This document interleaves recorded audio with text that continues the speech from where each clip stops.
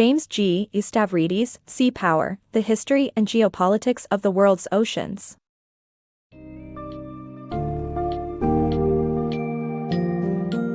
Embark on a journey through the vast and storied oceans of our world with Admiral James G. Stavridis, Sea Power, The History and Geopolitics of the World's Oceans. This book's summary takes you through the ever-changing landscape of the world's greatest oceanic theaters, the Pacific, Atlantic, Indian, Mediterranean, and the Arctic, and how they influenced human history. Discover the compelling stories of intrepid explorers, maritime battles, and geopolitical intrigue. Witness the transformative roles played by these oceans and their significance to global politics, trade, and security. As you delve into this summary, prepare to be captivated by the enduring power of the seas and their impact on the course of human history.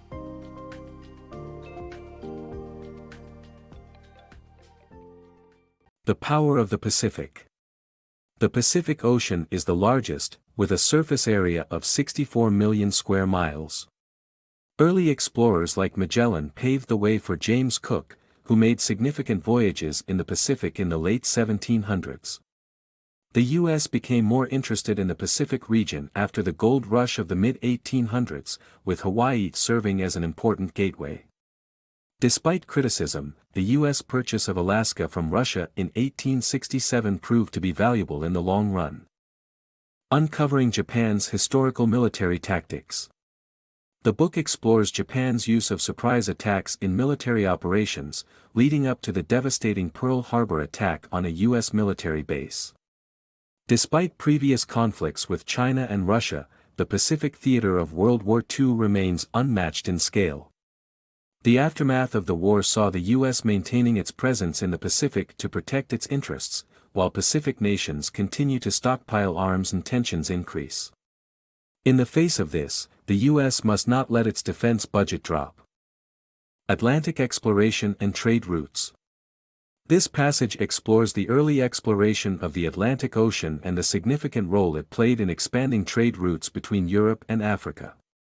The Atlantic Ocean covers a vast area of 40 million square miles and accounts for 20% of the world's surface.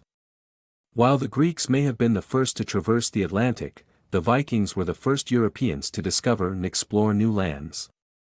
In the 15th and 16th centuries, the Portuguese voyaged across the Atlantic to expand and colonize. Prince Henry the Navigator, one of the most prominent Portuguese explorers, discovered gold and spices in northern Africa. With new ships and refined navigational techniques, the Portuguese opened quick routes, carrying them from Lisbon down the coast of northwest Africa. Infante Enrique was followed by Vasco da Gama, Bartolomé Dias, and Pedro Alvarez Cabral. Cabral launched a voyage that would forever connect Europe with South America, the Indian Ocean, and Asia, marking the dawn of the Oceanic Age. These explorers created trade routes that facilitated the exploitation of African people. Although their discoveries expanded intercontinental trade and resulted in remarkable economic growth, we cannot ignore the social costs and the devastating consequences it had on African societies. The rise and dominance of the British naval force. For centuries, Britain has been home to the world's best naval force, with King Henry VIII playing a crucial role in its establishment in the 1500s. The British faced rivalries from Spain, the Netherlands, and France, with the Royal Navy ultimately emerging victorious and making key acquisitions such as Canada and the Caribbean islands. Though the French aided the Americans in their fight for independence and dealt a significant loss to the British, the latter reasserted its dominance in the War of 1812. The British Navy's success in battling German U-boats in World War II was a determining factor in the war's outcome, with improved sonar, depth charges, and code breaking leading to yet another victory for the Royal Navy. The British era of the Indian Ocean. The Indian Ocean was a hub of trade for centuries, with the Portuguese dominating in the late 1400s.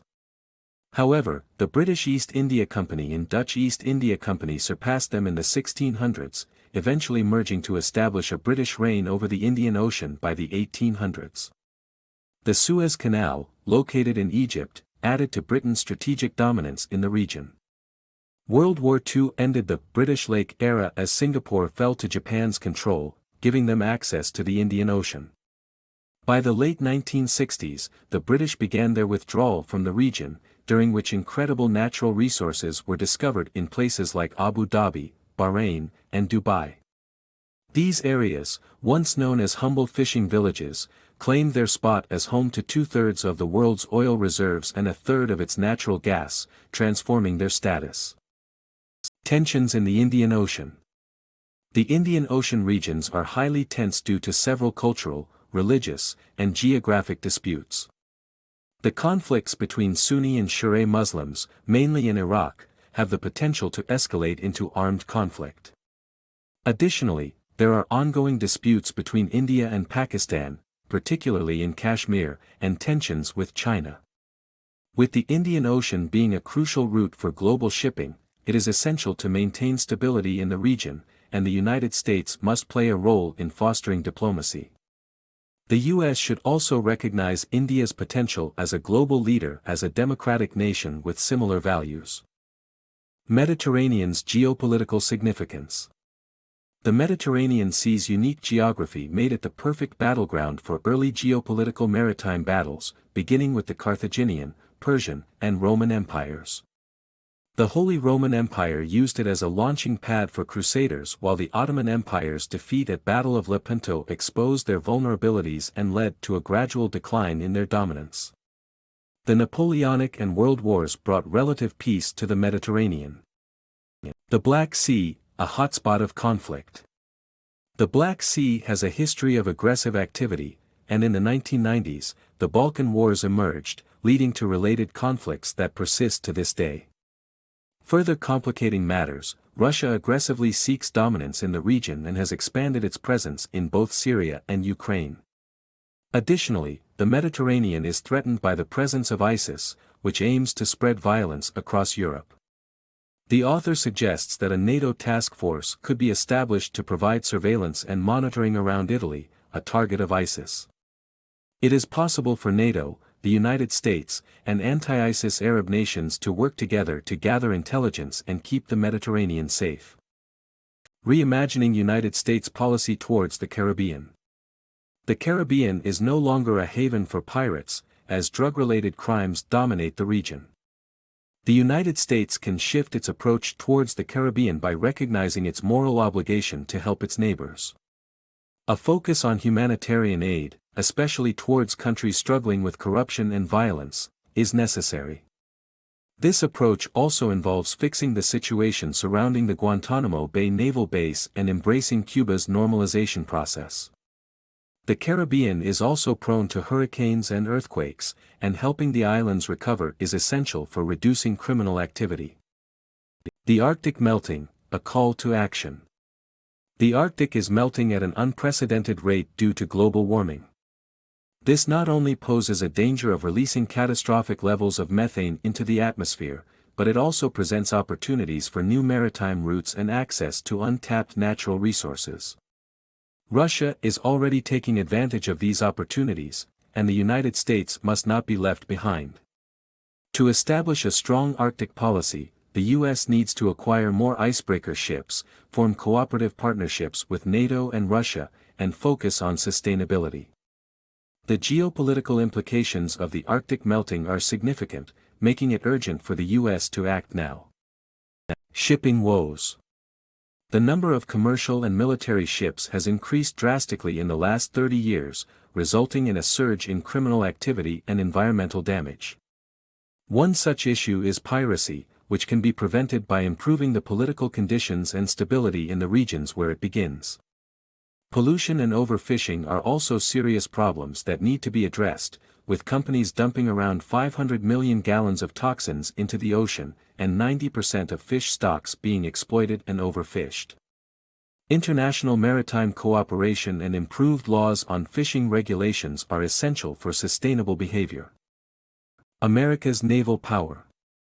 The United States needs to prioritize its naval power if it wants to stay ahead of its rivals like Russia and China. To do this, it should maintain strong ties with allies, increase its fleet of ships, and establish state-of-the-art defense systems. The U.S. should also strengthen military training with friendly countries, open more ports in the Arctic, and establish an emergency search and rescue base. Overall, a strong naval power is key to maintaining peace and prosperity in the world.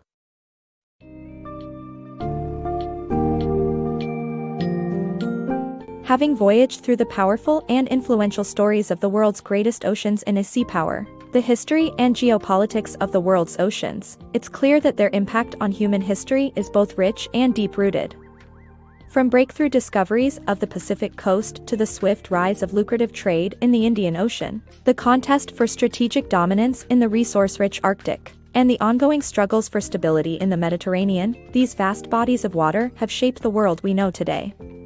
As these tales of courage, conflict and cooperation reverberate through the ages, we are reminded time and time again of the vital role that oceans have played, and will continue to play, in geopolitics, trade, and global security.